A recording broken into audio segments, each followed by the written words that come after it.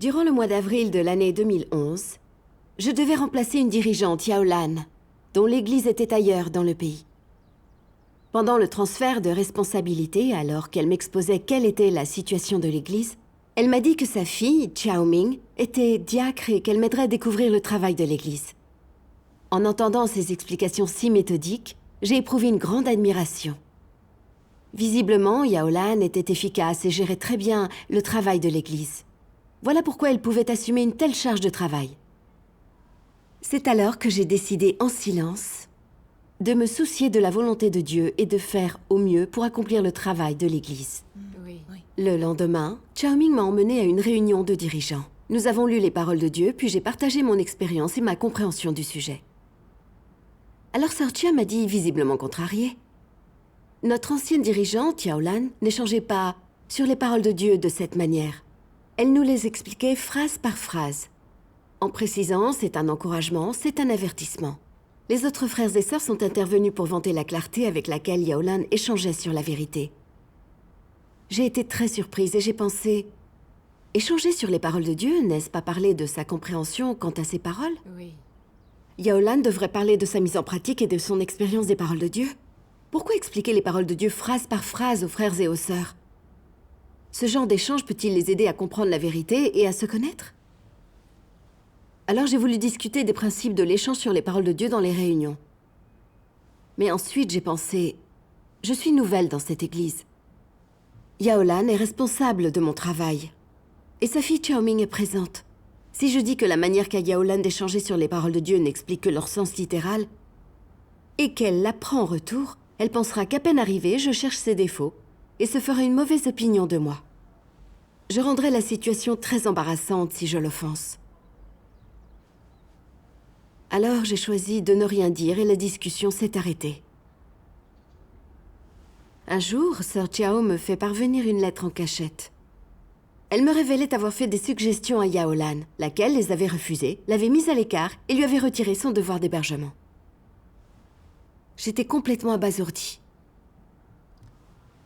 J'ai pensé qu'elle devait se tromper, que Yao Lan ne pouvait oppresser une personne. Je suis allée trouver Chao Ming pour éclaircir la situation. Elle m'a dit que Sœur Chiao était enthousiaste, mais se trompait dans sa compréhension. Qu'elle était connue en tant que croyante, mais que sa maison n'était pas sûre. Qu'elle manquait de sagesse pour créer un environnement sécurisé. Et plein d'autres choses négatives. Je me suis dit en moi-même, si tout cela est vrai, Sœur Chiao ne convient en effet pas au devoir d'hébergement. Mais pourquoi dirait-elle que Yao Lan l'a opprimée? Elle a peut-être quelque chose contre Yao Lan, ai-je pensé. Comme cette affaire me troublait vraiment, je suis allée voir Sœur Chiao. Et là, ce que j'ai découvert, c'est que sa maison semblait tout à fait convenable pour l'hébergement, et qu'elle ne manquait pas du tout de sagesse. Cela a aggravé mon trouble.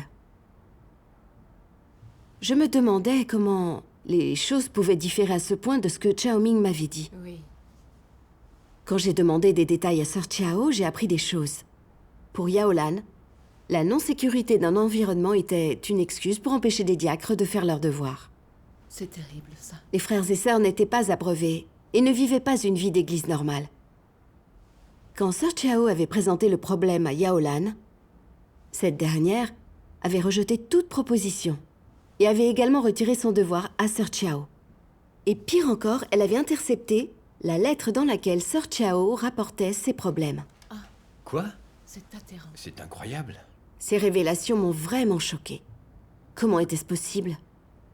Il était évident que Yao Lan avait tort et qu'elle n'avait pas accepté les propos de Sœur Chiao et avait même fait disparaître sa lettre. C'était clairement quelqu'un qui n'acceptait pas la vérité. Oui, c'est sûr. J'ai pensé au fait qu'elle ne parlait pas de ses expériences ni de sa compréhension lorsqu'elle échangeait sur les paroles de Dieu, mais sortait les paroles de Dieu de leur contexte et égarait les frères et sœurs, ce qui est contraire au principe sur l'échange. J'ai compris qu'elle avait sans doute un vrai problème et que je devais le signaler à nos supérieurs Oui. pour que le travail de la maison de Dieu ne soit pas Oui, retardé. c'est vrai. Mais à ce moment-là, une pensée m'est venue. D'après les dires de Sœur Chiao, Yao Lan manque d'humanité. Mais c'est elle qui supervise mon travail. Alors, si elle venait à découvrir que c'est moi qui l'ai dénoncée, elle risque de m'opprimer à mon tour et de me démettre de mon devoir. Alors j'ai préféré me taire. Mais je me suis arrangée pour que Sœur Chao reprenne son devoir. Quelques jours plus tard, Sœur Chen m'a aussi rapporté certains méfaits de Yaolan. Elle m'a dit que Frère Wang et sa femme, de nouveau convertis, effrayés par les arrestations du Parti communiste, n'osaient accomplir leur devoir d'hébergement. Yaolan n'avait pas échangé sur la vérité pour les aider. Au lieu de cela, elle les avait réprimandés et avait interdit aux autres de soutenir le couple. Frère Wang et sa femme, pleins de négativité, ne voulaient plus assister aux réunions. Quand Sœur Chen lui avait dit que ce n'était pas une manière de traiter des frères et sœurs, Yaolan ne s'était pas remise en question, loin de là. Elle avait prétendu que la sécurité de Sœur Chen était compromise et l'avait isolée durant des mois, lui interdisant de participer à la vie de l'Église. Comment a-t-elle pu faire ça? Il y avait aussi une autre sœur qui faisait le devoir d'abreuvement. Elle intégrait les paroles de Dieu et se montrait très honnête quant au tempérament corrompu qu'elle révélait. Yaolan avait tout de suite sauté sur l'occasion pour la démettre de son devoir. Elle avait promu sa fille Chaoming au devoir d'abreuvement.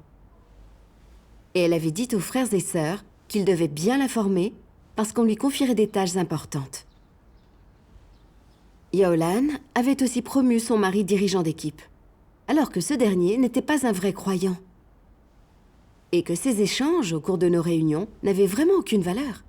Mais Yaolan avait obéi à ses émotions et entraîné son mari dans l'église.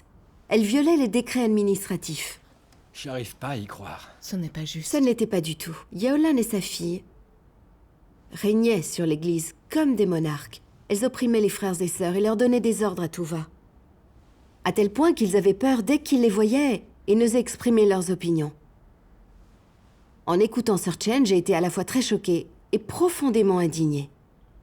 Quand Yaolan m'avait confié son travail, j'avais éprouvé une grande admiration à son égard, parce que, selon ses dires, tout allait bien. Mais ce n'était qu'un tissu de mensonges.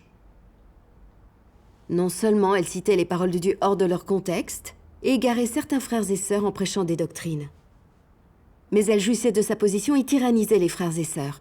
Elle gouvernait l'Église de façon despotique, opprimait les autres, les démettait de leurs devoirs. Elle promouvait et favorisait ses proches et pratiquait le népotisme.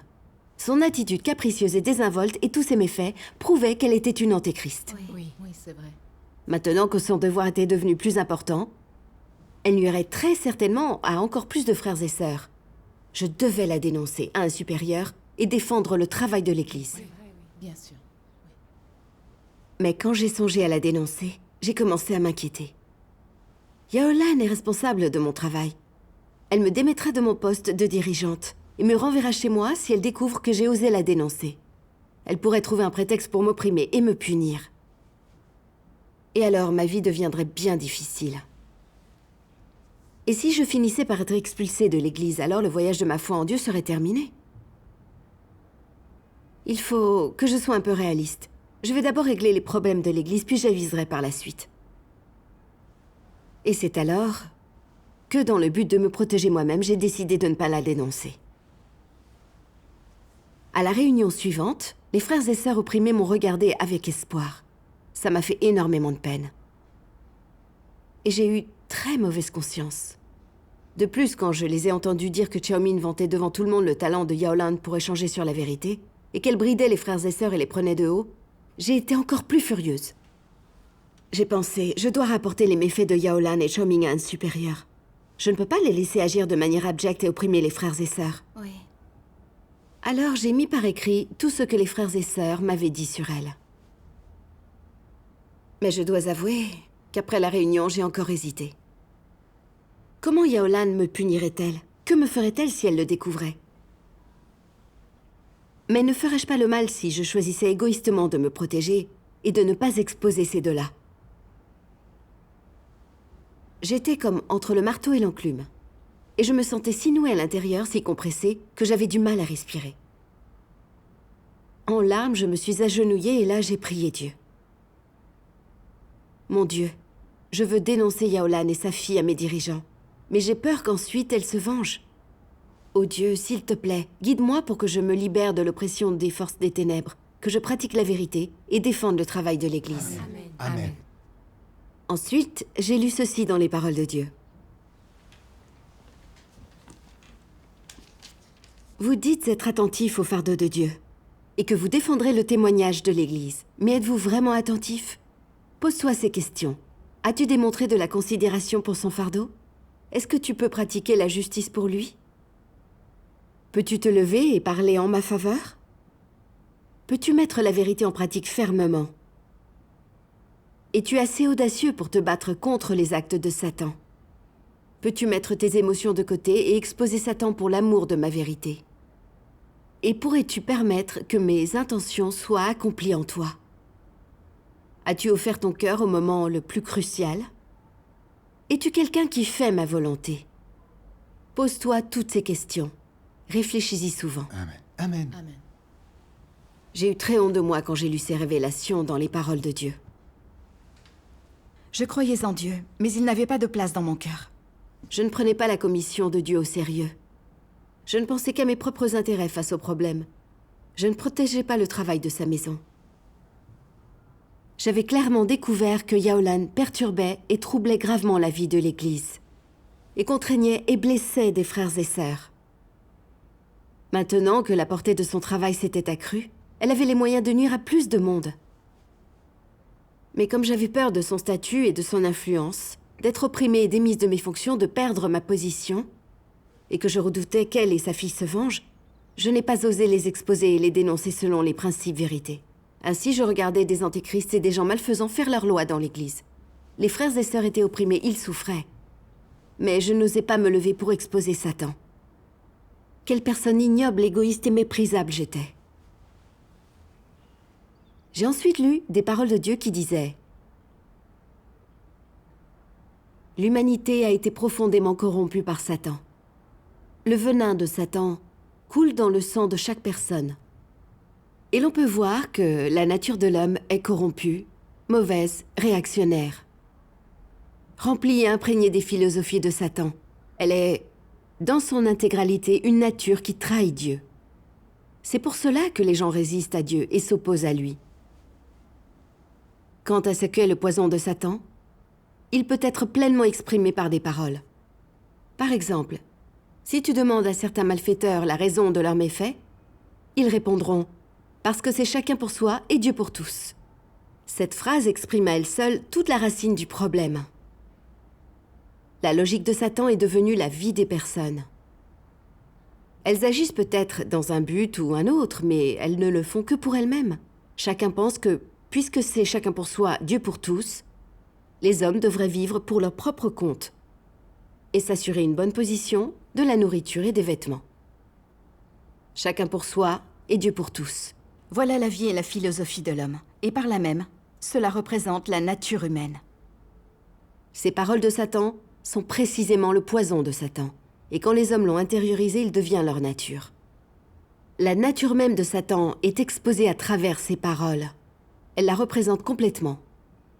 Ce poison devient la vie des hommes, aussi bien que le fondement de leur existence. Et l'humanité corrompue a constamment été dominée par ce poison depuis des milliers d'années. Amen. Amen.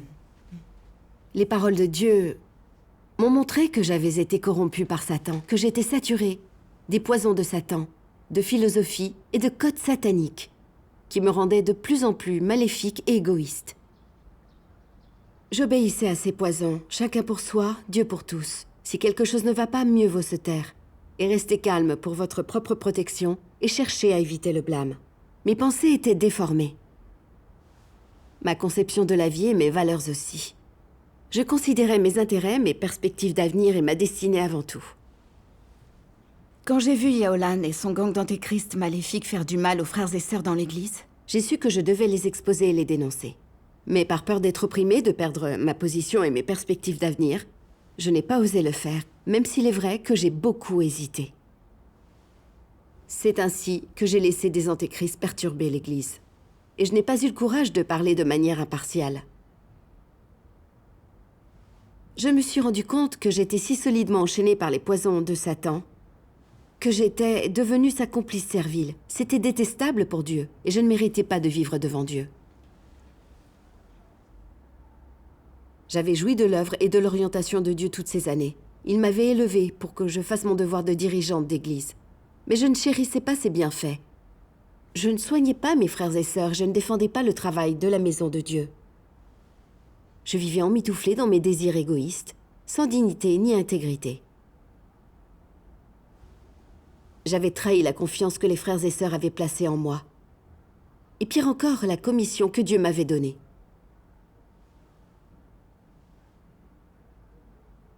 Quand je l'ai compris, je me suis haïe d'avoir été si égoïste et si méprisable. Alors, j'ai prié Dieu, décidé à me repentir.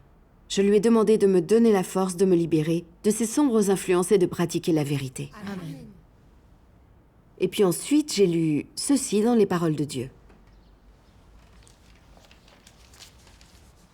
Le tempérament de Dieu appartient au souverain de toutes choses et de tous les êtres vivants, au Seigneur de toute la création. Son tempérament représente l'honneur, il représente la puissance, ainsi que la noblesse et aussi la grandeur, et surtout, la suprématie. Son tempérament est le symbole de l'autorité. Son tempérament est le symbole de tout ce qui est juste, le symbole de tout ce qui est beau et bon. C'est un symbole de celui qui ne peut pas être vaincu ou envahi par les ténèbres, ni aucune force ennemie. Le symbole de celui qui ne peut pas être offensé. Il ne tolérera pas non plus de l'être, par aucun être qu'il a créé. Son tempérament est le symbole de la puissance suprême. Aucune personne ou aucun groupe de personnes ne peuvent perturber son œuvre ou son tempérament et n'en ont pas non plus le droit. Amen. Amen. Amen. Amen. J'ai compris, grâce aux paroles de Dieu, qu'il règne sur toute chose, que son tempérament est emblématique de la plus haute autorité, et qu'aucune force ennemie ou force des ténèbres ne peut l'offenser. Oui. Dieu purgera l'Église de toutes les forces maléfiques perturbatrices de Satan, et les éliminera complètement. C'est la direction de l'œuvre de Dieu et une réalité que Dieu accomplira immanquablement. Amen. Amen. La maison de Dieu avait déjà expulsé de nombreux antéchrists. Quelle que soit leur férocité, ils ne réussissaient qu'un temps, et ne pouvaient pas échapper à la punition de Dieu. Oui. N'était-ce pas la justice de Dieu? Amen. Mais je n'avais pas compris sa justice, et ne croyais pas que la vérité prévalait dans sa maison et qu'il régnait. Je pensais que la maison de Dieu était telle que le monde, comme si ceux qui avaient un statut et du pouvoir contrôlaient mon destin, que je serais pénalisée si je contrariais Yaolan et sa fille. J'avais même peur qu'elle se venge. Je ne croyais pas que Dieu régnait sur toute chose. Ce genre de foi faisait vraiment honte à Dieu. Et c'est ensuite que j'ai lu ceci au sein des paroles de Dieu.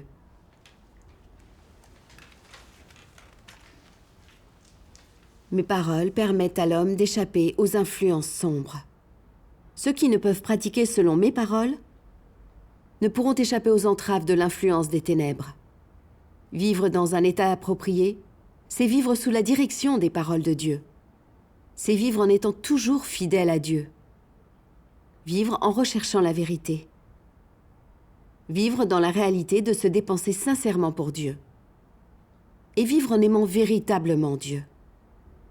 Ceux qui connaissent ces états et vivent dans cette réalité se transformeront lentement, entrant dans les profondeurs de la vérité.